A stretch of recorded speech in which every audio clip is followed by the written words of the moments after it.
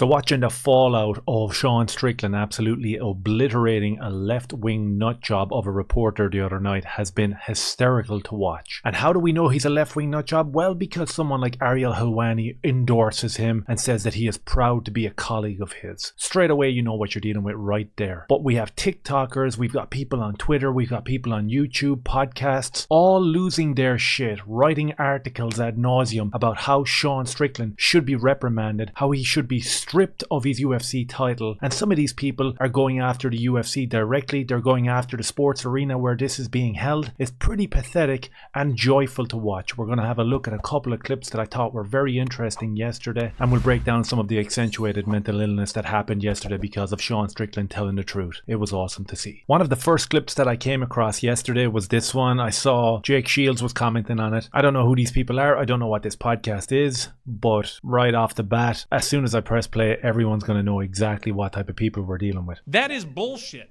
that we allow that. It's bullshit. And we can't ignore it. And we should. If there isn't going to be a punitive measure, let's move on. But there can't be a punitive measure, Mike, if the person in charge doesn't feel anything in the way of pressure. Like, there has to be the outrage and the reaction to it. Now, I understand that the reaction these days to the outrage is to simply say, you're too sensitive.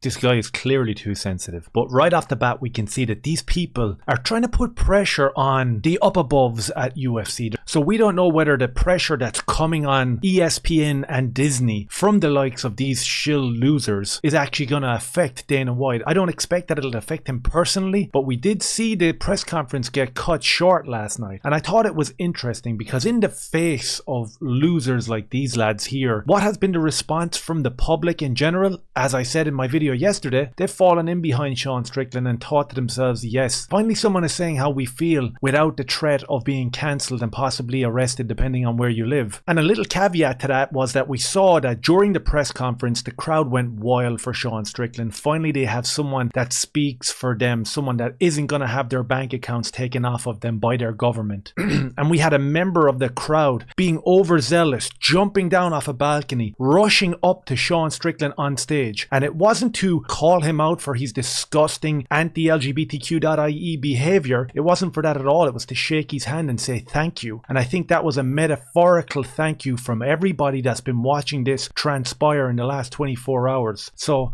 we'll continue on with this dude here who is actively trying to put pressure on Disney, ESPN and the UFC as a whole to try reprimand, to punish Sean Strickland for telling the truth. And these are the people that would call you anti-fascist for saying the truth. It's fairly ironic, to be honest with you. You want to cancel me. This isn't freedom, you being outraged by every little thing. But this kind of speech is not a little thing. He's wearing a t-shirt that says women go back in the kitchen. Well, like, what are we doing? like that's not... Look, we haven't even touched on that. That's hatred of 40 years ago. You can tell by the floppy hands, the over-exaggerated facial expressions, talking about hatred of 40 years ago. Well, I think if you did some research into the mental state of modern women, the women who are empowered to go out and work, a lot of them are unhappy. A lot of these people want to be at home. A lot of these people have been convinced by mainstream propaganda to get into the workplace and disavow the idea of having children or having a family. I think if you really dig down and you scratch down beyond all the therapy and all the propaganda, a lot of these women want to be at home. They want to be looking after their families, and by virtue of the fact of that, then they might have to breeze into the kitchen the odd time and make a sandwich. How horrifically hate-filled would that be? As it's on ESPN. I asked Jimmy Pitaro, what gonads are you going to show me in this instance? Because that pay-per-view is on ESPN Plus. Again, following on from his colleague, this guy is trying to put the pressure on ESPN president Jim Pitaro. How vile and hate-filled is this dude? You know, you don't agree with what Sean Strickland said. It actually hurt your feelings to the extent where you have to run to the boss. You got to run to the teacher or the principal and say, hey, listen, can we get him out of here? That's the tactic that's been used here by this shill. That is on ESPN Plus. And I know Disney is an inclusive company. I worked for it. Because while the UFC isn't going to do anything about it, I would challenge ESPN to make a public statement on this. Would you? Because that kind of hate is going over their airwaves. The Walt Disney Company. What Are you a chicken shit that you allow this with impunity regularly? But it's never been this vile. The guy's wearing a t-shirt that says, "Women belong in the kitchen, a gun in every hand." Disney's a family company. Oh man. So there's so much to unpack there. This guy says that he works for Disney. This guy is imploring ESPN president to call out Sean Strickland and make a public statement. And then he goes on to say that this is Disney. This is a family company. We should be holding these people to a higher standard. And when he said that, I kind of thought of the time when this happened. You remember this? When a leaked Disney meeting exposed the fact that the higher-ups were actively trying to orchestrate and indoctrinate children into an LGBTQ way of thinking. You remember the conspiracy theorists out there that said that Disney were actively trying to push this stuff onto the mainstream, onto the content that was getting pumped out by them? They were buying Marvel, they were buying Star Wars, they were subverting all the old content and regurgitating it out with like an LGBTQ kisses and LGBTQ characters. So you clearly remember this Disney meeting exposing all that, right? Let's have a little listen. I'm here as a mother of two queer children, actually, one transgender child and one pansexual child, and also as a leader. Many LGBTQIA characters in our stories, and yet we don't have enough leads.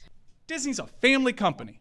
Welcoming to my not at all secret gay agenda. And so I feel like they're turning it around, they're going hard. Let's have these two characters kiss. Let's in the background I was just wherever I could just basically adding queerness to if you see anything queer in the show, I'm proud family. But I just was no one would stop me and no one was trying to stop me.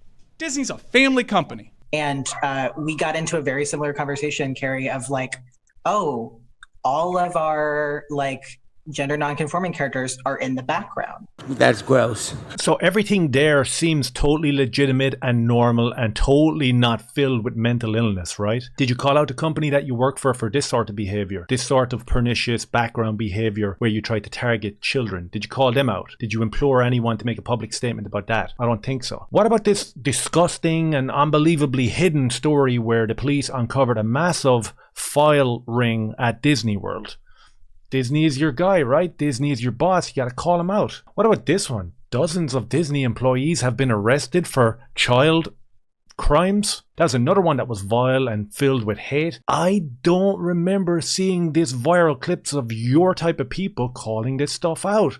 Ironically. So when you have a soy-filled face like this guy, and he's talking about women being in the kitchen is so hateful and so vile that we need a public statement from the president of ESPN, and the fact that Disney is a family company, because I work for them, come back to me and speak about your employers. Make a public statement on it and implore them to come out and talk about how they publicly indoctrinate young children. Until then, shut your fucking mouth, bro, and fuck off. Here we'll have another look at one of these automatons that are on TikTok looking to cancel people and looking for punitive measures because you got your feelings hurt. It's actually pathetic. Professional athlete just said some of the most disgusting anti-gay, anti-trans bullshit I have ever heard. And so far, he has faced 0 consequences. Good. Hopefully it continues like that. I'm not even going to play the rest of this video, but you can see this person is tagging the Scotiabank Arena and the UFC, looking for a statement, looking for punitive measures. As I said, these nut jobs that are in a social media LGBTQ.ie bubble, they're looking for a little bit of clout, a little bit of virtue, but it's not the real world. Because in the real world, people want to break through barriers and run up and shake hands with Sean Strickland for what he said and for what he stands for. And you'll love to see it. So let me know your thoughts down below on all of that. Hit like, subscribe, and share. I appreciate you. Cheers.